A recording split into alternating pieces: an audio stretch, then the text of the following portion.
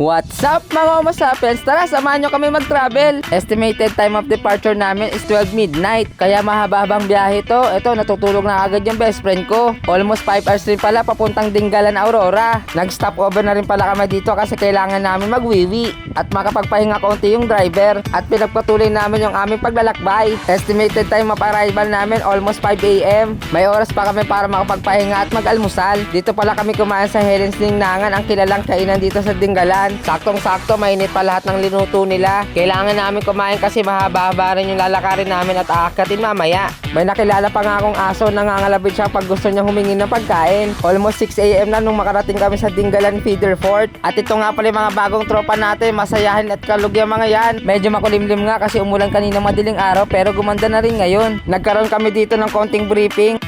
What's up mga Homo-sapiens? Pupunta kami sa Batanes sa PES. Yeah! Let's go!